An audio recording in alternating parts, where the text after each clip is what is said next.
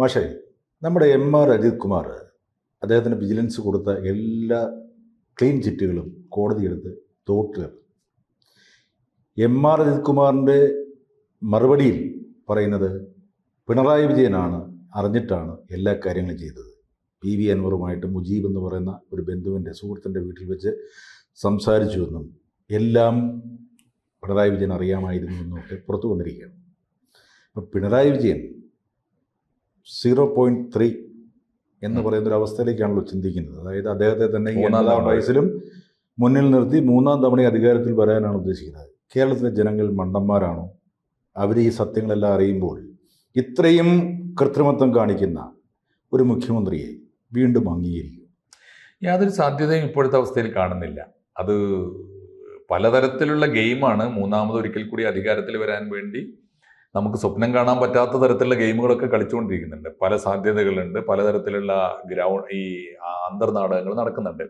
പക്ഷെ സാറ് പറഞ്ഞ ഈ പ്രശ്നത്തിലൂടെ യഥാർത്ഥത്തിൽ പിണറായി വിജയൻ എന്ന ലീഡർ തിരിച്ചിട്ടാൽ ഡീലറായി. അപ്പോൾ ആ ഒരു ഡീലറുടെ അപാരമായ മെയ്വഴക്കമാണ്. ഞാൻ വിചാരിച്ചിരുന്ന അത്ര ശക്തനായ ഒരു ഡീലർ പോലും അല്ല അദ്ദേഹം എന്നാണ്. വലിയ ഉപദേഷ്ടാക്കളുടെ, കോർപ്പറേറ്റ് ഉപദേഷ്ടാക്കളുടെ വലയത്തിൽ ഇങ്ങനെ നടന്നു പോകുന്ന ഒരു യാന്ത്രികമായ ഭരണം എന്നാണ് എൻ്റെ ഒരു ധാരണ ഉണ്ടായിരുന്നത്.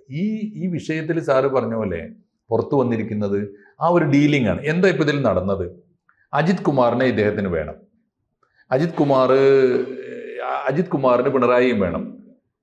അതിനർത്ഥം അജിത് കുമാർ എന്ത് കൃത്രിമത്വം കാണിക്കാനും കൂട്ടു നിൽക്കുന്ന ആളാണ് എന്ന് പിണറായി വിജയന് മനസ്സിലായി എന്നാണ്. തീർച്ചയായിട്ടും സർ.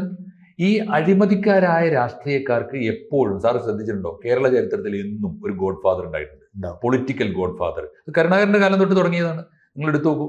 ഇപ്പോ ടോമിൻ ജെ തച്ചങ്കരിയെ ഒരിക്കൽ ഉമ്മൻചാണ്ടിയും ഒരിക്കൽ VS-ഉം സസ്പെൻഡ് ചെയ്തതാണ്. അദ്ദേഹത്തെ ആരാ രക്ഷപ്പെടുത്തിയത്? ഈ പിണറായി വിജയനാണ്. ഇപ്പോ ശിവശങ്കരനെ ഇയാൾ എന്തൊക്കെ രീതിയിലാണ് വളർത്തിക്കൊണ്ടുവന്നത്. കാരണം എന്താണെന്ന് വെച്ചാൽ ഒരു വിശ്വസ്തനായിരിക്കണം. ഒരു നിർണായക ഘട്ടത്തിൽ എല്ലാം കൂടി അദ്ദേഹത്തിന് തലയിൽ വെച്ചു കൊടുത്താൽ കുറച്ചു കാലം ജയിലിലിരുന്നാൽ ക്ലീൻ ആയല്ലോ, രാഷ്ട്രീയക്കാർ രക്ഷപ്പെട്ടു പോകും പിണറായി. അപ്പൊ അതാണ് അത്തരത്തിലൊരു God father, political God father ആയിട്ട് ശിവശങ്കരനകത്ത് കിടന്നു, ഒരുപാട് ആരോപണങ്ങളേറ്റു. അദ്ദേഹം എന്തുകൊണ്ടാണ് പിണറായി വിജയന്റെ പേര് പറയാത്തത്? അതും കൃത്യമായ ഡീലാണ് സർ. ശിവശങ്കരന് നഷ്ടം വരില്ല.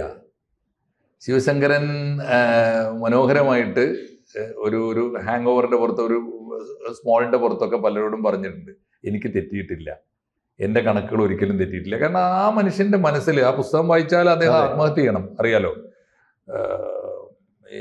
ഇവരുടെ സ്വപ്ന സുരേഷിന്റെ പുസ്തകം ഈ ശിവശങ്കരൻ വായിച്ചു കഴിഞ്ഞാൽ ജീവിക്കാൻ പാടില്ല.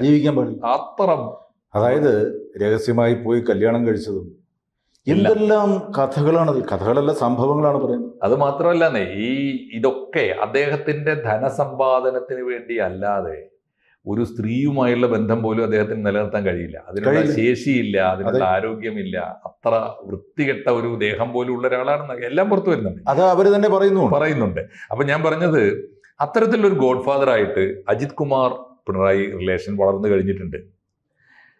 അതുകൊണ്ട് അജിത് കുമാറിന് പിണറായിയെ വേണം, പിണറായിക്ക് അജിത് കുമാറിനെയും വേണം. ആ തരത്തിലാണ് ഡീൽ. അതിന്റെ കാരണമുണ്ട്. പിണറായിയുടെ എല്ലാ ഡീലിങ്സും ഒരുപക്ഷെ കേരള രാഷ്ട്രീയത്തിൽ, കേരള ബ്യൂറോക്രസിയിൽ ഇപ്പൊ അറിയാവുന്ന ഒരാൾ അജിത് കുമാർ ആയിരിക്കാം. പിണറായിക്ക് വേണ്ടി എല്ലാ ദൗത്യവും RSSലേക്ക് ഉള്ള പാലം പണിയാൻ പോയത് അദ്ദേഹമാണ്. RSSലേക്ക് പിണറായിയുടെ ദൂതനായിട്ട് അദ്ദേഹത്തെ അയച്ചിട്ടുണ്ട്. മാത്രമല്ല ഈ പറഞ്ഞ പണിയൊക്കെ അദ്ദേഹം ചെയ്യുന്നുണ്ട്. അപ്പോൾ പിണറായി വളരെ കൃത്യമായിട്ടാണ് ഡീൽ ചെയ്തത്. ഇവിടെ ഒരു ചോദ്യം ബാക്കി നിൽക്കുന്നു. അൻവർ എന്തുകൊണ്ടാണ് ഉടക്കി മാറാൻ കാരണം? അൻവറിന്റെ പ്രത്യേക താല്പര്യങ്ങൾ സംരക്ഷിക്കപ്പെടില്ല എന്നുകൊണ്ടാണ്? തീർച്ചയായിട്ടും സർ. കാരണം ഇതിൽ എന്താ സത്യത്തിൽ അൻവർ എന്ന ഫാക്ടർ, ഞാൻ നിലമ്പൂർ തെരഞ്ഞെടുപ്പിൽ അൻവറിനെ ഫോക്കസ് ചെയ്തുകൊണ്ട് മീഡിയ പ്രവർത്തനം നടത്തിയിട്ടുണ്ട്, എന്നെ കൊണ്ടാവുന്ന മട്ടിൽ. കാരണം അൻവർ എന്ന ഒരു ഫാക്ടർ ഉണ്ട്, അതൊരു പൊളിറ്റിക്കൽ കറപ്ഷനാണ്. അദ്ദേഹം നടത്തുന്ന എക്കണോമിക് കറപ്ഷനെ കുറിച്ചല്ല, മോണിറ്ററി കറപ്ഷനെ കുറിച്ചല്ല ഞാൻ പറയുന്നത്, പൊളിറ്റിക്കൽ കൾച്ചറൽ കറപ്ഷനാണത്. അപ്പോൾ നമ്മുടെ പൊളിറ്റിക്കൽ കൾച്ചറിന് ചേർന്ന ഒരു എലിമെന്റ് അല്ല. അദ്ദേഹത്തിന് എന്തായിരുന്നു ഇഷ്യൂ? ഇപ്പറഞ്ഞ എന്തൊക്കെ ആരോപണങ്ങൾ അദ്ദേഹം പിണറായിസം എന്ന പേരിട്ട് പിണറായിക്കും P ശശിക്കും അജിത് കുമാറിനും സുജിത് കുമാറിനും ഒക്കെ എതിരായിട്ട് ഉന്നയിച്ചിട്ടുണ്ടോ? ഇതിലേക്ക് ഒന്നാം പ്രതി അൻവറാണ്. അൻവർ ഇടതുപക്ഷ MLA ആയി വന്ന കാലം തൊട്ട് ഉദ്യോഗസ്ഥന്മാരെ ഭരിച്ചിരുന്ന അദ്ദേഹമാണ്. പ്രത്യേകിച്ച് മലപ്പുറത്തെ മലബാറിലെ ഉദ്യോഗസ്ഥന്മാരെ ഭരിച്ചിരുന്ന അദ്ദേഹമാണ്. കോഴിക്കോട് എയർപോർട്ടിലെ സകലമാന കള്ളക്കടത്തും സ്വർണ്ണക്കടത്തിലും അദ്ദേഹത്തിന് പങ്കുണ്ടായിരുന്നു. ആ പങ്ക് പറ്റിക്കൊണ്ടിരുന്നു. അതിന്റെ ഏജൻസി പണി ചെയ്തിരുന്ന ഒരാൾ മലപ്പുറം SP ആയിരുന്നു. ഇതൊക്കെ തെറ്റുന്ന എപ്പോഴാണ്? രണ്ടാം പിണറായി കാലത്ത് ഇവിടെ P. ശശി വരുന്നു. ശശി നേരിട്ട് ഡീൽ ചെയ്യുന്നു. ശശി അജിത് കുമാറിനെ വെച്ചിട്ട് അജിത് കുമാറിനോട് ശശി പറഞ്ഞ വളരെ സിമ്പിളാണ്. കേരളത്തിലെ എയർപോർട്ടുകളിൽ എപ്പോഴെങ്കിലും സ്വർണം പിടിച്ചാൽ ഞാൻ അറിയാതെ പോകരുത് എന്ന് പറഞ്ഞാൽ, ഞാൻ അറിയാന്ന് പറഞ്ഞാൽ അജിത് കുമാർ അറിയും. അതെ, രണ്ടുപേരും വീതം. അപ്പോ ചിത്രം മാറി. അവിടെ ഷെയർ കൊടുക്കാണ്ടായി. ഷെയർ കൊടുക്കാണ്ടായി. അതല്ലേ പ്രശ്നം. ബുദ്ധിമാനായിരുന്നു ഈ സത്യത്തിൽ ഈ PV അൻവറിനെ, PV ഷൗക്കത്ത് അലി സാഹിബിന്റെ മോനാണ്. അദ്ദേഹത്തിന് ഷൗക്കത്ത് അലി സാഹിബിന്റെ പകുതി ബുദ്ധി ഉണ്ടായിരുന്നെങ്കിൽ അദ്ദേഹം ചെയ്യുക ശശിയുമായി ഡീൽ ഉറപ്പിക്കുകയാണ്. സാറേ, കോഴിക്കോട് പിടിക്കുമ്പോഴെങ്കിലും നമുക്ക് വല്ലതും തന്നേക്കണേ എന്ന് പറഞ്ഞ് ഉറപ്പിച്ചാൽ മാന്യമായി പോകാമായിരുന്നു. അതിന് പകരം ആ ഡീല് കളയാനാണ് അദ്ദേഹം ശ്രമിച്ചത്. ശശിയും അജിത് കുമാറും ചേർന്ന് കേരളത്തിലെ മൊത്തം എയർപോർട്ടുകളെ ഭരിക്കാൻ തീരുമാനിച്ചപ്പോൾ കോഴിക്കോട് നമ്മുടെ സാമ്രാജ്യമാണ്, അത് വിട്ടുതരണം. P. ശശി എന്ന് പറയുന്ന ശക്തി എന്താണെന്ന് അൻവറിന് മനസ്സിലായിട്ടില്ല. അൻവറിന് മനസ്സിലായിട്ടില്ല. അതാണ് പ്രശ്നം. P. ശശിക്ക് അതെല്ലാം ഉണ്ട്. ഒടുവിൽ ആരാണ് ഇപ്പൊ ജയിച്ച് ചിരിച്ചു നിൽക്കുന്ന? ആരാണ്? ശശിയാണ്. അൻവർ ഒന്നും അല്ലാതായി തീരുകയും എടുക്കാത്ത നാണയമായി. അതിനെ പൊളിറ്റിക്കലി അദ്ദേഹത്തെ എടുക്കാത്ത നാണയമാക്കിയതിൽ കേരളം നന്ദി പറയേണ്ടത് VD സതീശൻ മനോഹരമായിട്ട് അത് കൈകാര്യം ചെയ്യുകയും ചെയ്തു. കാരണം ആ ഒരു കാര്യത്തിനെങ്കിലും VD സതീശൻ വെന്നിക്കുറി പാടിച്ചിരിക്കും. തീർച്ചയായിട്ടും വലിയ വിജയം തന്നെയാണ്. പൊളിറ്റിക്കലി അത് നന്നായി ഡീൽ ചെയ്തു. സമ്മതിക്കണം അദ്ദേഹത്തെ. അപ്പോൾ ഞാൻ പറഞ്ഞത് K. സുധാകരൻ അടക്കം K. മുരളീധരൻ അടക്കം അയാളെ എടുക്കണം, അയാളെ ചേർത്ത് നിർത്തണമെന്ന് പറഞ്ഞവരാണ്. അതെ, തീർച്ചയായിട്ടും എല്ലാവരും പറഞ്ഞിട്ടുണ്ട്. അപ്പൊ നമ്മൾ തിരിച്ചു വന്നാൽ ഈ പിണറായി പറഞ്ഞു, അൻവറിനെ നീ പിടിച്ചു കെട്ടണം, ആ ഡീല് നീ തീർത്തോളണം, നിന്നെ വിജിലൻസ് ക്ലീൻ ചിറ്റ് ഞാൻ ഏറ്റു. കാരണം വിജിലൻസ് അദ്ദേഹത്തിന്റെ കയ്യിലുള്ള വകുപ്പാണ്. അദ്ദേഹം പറഞ്ഞാൽ ചെയ്യുന്നവരാണ്, ചെയ്തു കൊടുത്തു. എന്നിട്ട് ഒരു കഷ്ടാലോചിച്ച് നോക്കൂ സാർ, ഒരു വിജിലൻസ് അന്വേഷണ റിപ്പോർട്ട് കൊടുക്കുമ്പോൾ റിപ്പോർട്ടിൽ ഏറ്റവും ചുരുങ്ങിയത് പരാതിക്കാരനെ കേൾക്കണ്ടേ? അത് കേട്ടിട്ടില്ല. പിന്നെ PV അൻവർ ആണ് ഇതിന്റെ യഥാർത്ഥത്തിൽ. ഇപ്പോ അജിത് കുമാറിന് പറ്റിയ പരാജയം PV അൻവറിനെ പിണക്കിയതാണെന്ന് മാത്രമല്ല, PV അൻവറിന്റെ പരാജയം കൂടിയാണ്. കാരണം അൻവർ കൊടുത്ത ഈ വിജിലൻസ് അന്വേഷണത്തിൽ അൻവറിന്റെ പരാതി മുഴുവൻ കേട്ടു. അൻവർ പറഞ്ഞു, മലപ്പുറം SP ഓഫീസിലെ മരം വെട്ടിവിറ്റത് ഇതിന് രേഖകൾ ഉണ്ടാക്കി വെച്ചിട്ടുണ്ട്, ഒന്നും തെളിവില്ല. കോഴിക്കോട് എയർപോർട്ടിലെ സ്വർണത്തിൽ പിന്നെ മലപ്പുറം SP പങ്കുവഹിക്കുന്നു, ഒരു തെളിവില്ല. ആരാണ് സർ തെളിവുണ്ടാക്കി വെക്കുക? അതുകൊണ്ട് ഇത് മുഴുവൻ പിന്നീട് അട്ടിമറിക്കുന്നത്, ഇതിനെ മുഴുവൻ നേരിട്ടുള്ള കൺട്രോൾ MR അജിത് കുമാർ ഏറ്റെടുക്കുമ്പോൾ ആ MR അജിത് കുമാറിനെ ശത്രുവായി പ്രഖ്യാപിക്കുന്നു. അതിന്റെ പിന്നിൽ ശശിയാണെന്ന് പറഞ്ഞുകൊണ്ട് ശശിയെ പിൻ പോയിന്റ് ചെയ്യുന്നു. ശശിയെ ഭരിച്ചുകൊണ്ടിരിക്കുന്ന പിണറായിസ് എന്ന് വിളിച്ച് ആക്ഷേപിക്കുന്നു.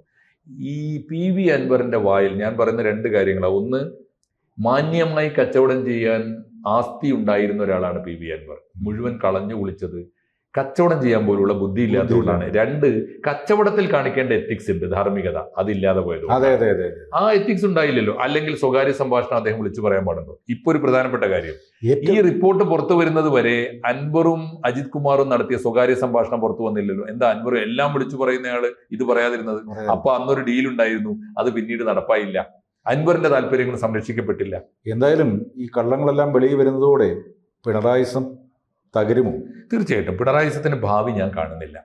അതിനെ മറികടക്കാനുള്ള എല്ലാ ഇടപാടുകളും നടക്കുന്നുണ്ട്. എനിക്ക് തോന്നുന്നു പിണറായിസം എന്ന് അൻവർ വിളിച്ച ഒരു പ്രതിഭാസം, അത് കേരളത്തിലെ ആന്റി മാർക്സിസ്റ്റ് മൂവ്മെന്റാണ്. കേരളത്തിലെ ഇടതുപക്ഷ മൂവ്മെന്റിനെ തന്നെ തകർക്കുന്ന ഒരു മൂവ്മെന്റാണ്. ആ മൂവ്മെന്റിനെതിരായുള്ള പൊട്ടിത്തെറികൾ ആദ്യം CPIM-ന്റെ സംസ്ഥാന കമ്മിറ്റിയിൽ കഴിഞ്ഞിട്ടുണ്ട്. അദ്ദേഹത്തെ സംരക്ഷിക്കാൻ ഇപ്പോൾ വേണ്ട വിധത്തിൽ ആളുകൾ ഇല്ലാത്തൊരവസ്ഥ വന്നിട്ടുണ്ട്. കണ്ണൂർ പൊളിറ്റിക്സിൽ അത് വളരെ ശക്തമായി. അതുകൊണ്ട് പിണറായിസം എന്ന് വിളിക്കുന്ന ഒരു പ്രതിഭാസം കേരളത്തിനും ദേശത്തിനും നമ്മുടെ പൊളിറ്റിക്കൽ കൾച്ചറിനും ഒട്ടും ഗുണകരമല്ല എന്നതുകൊണ്ട് അത് അവസാനിക്കാൻ തന്നെയാണ് സാർ. കാത്തിരുന്ന് കാണും. യെസ്.